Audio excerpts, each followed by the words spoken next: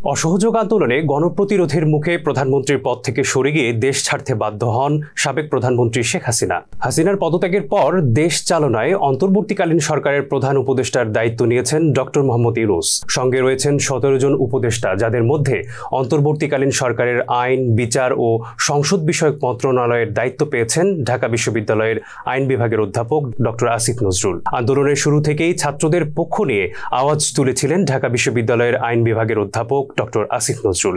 এরপর থেকেই সর্বমহলে নতুন করে আলোচনায় তিনি পেয়েছেন অন্তর্বর্তীকালীন সরকারের আইন, বিচার ও সংসদ বিষয়ক মন্ত্রণালয়ের দায়িত্ব। আইন মন্ত্রণালয়ের দায়িত্ব পাওয়ার পরেই ২০২০ সালে আসিফ নজরুলের দেয়া একটি ফেসবুক পোস্ট নতুন করে ভাইরাল হয়েছে, যেখানে তিনি লিখেছিলেন, কখনো ক্ষমতায় থাকলে দেশের উন্নয়নের জন্য কি কি পদক্ষেপ নিতেন। প্রায় ৪ বছর আগে শেয়ার করা সেই আসিফ নজরুলের সামনে সুযোগ এসেছে নিজের সেই ইচ্ছেগুলো পূরণ করার। ওই পোস্টকে ঘিরেই শনিবার নিজের ফেসবুক অ্যাকাউন্টে আসিফ নজরুলের ৪ বছর আগে দেয়া সেই স্ট্যাটাস শেয়ার করেছেন অভিনেত্রী মেহের আফরোজ শাওন।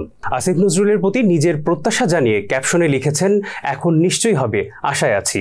উল্লেখ্য, অভিনেত্রী ও নির্মাতা মেহের আফরোজ শাওন প্রখ্যাত কথাসাহিত্যিক হুমায়ূন আহমেদের দ্বিতীয় স্ত্রী। হুমায়ূন আহমেদের প্রথম ঘরের সন্তান অভিনেত্রী শীলা আহমেদকে বিয়ে করেছেন আসিফ নজরুল। সেই দিক থেকে সম্পর্কে শাওনের জামাতা হন এই অধ্যাপক।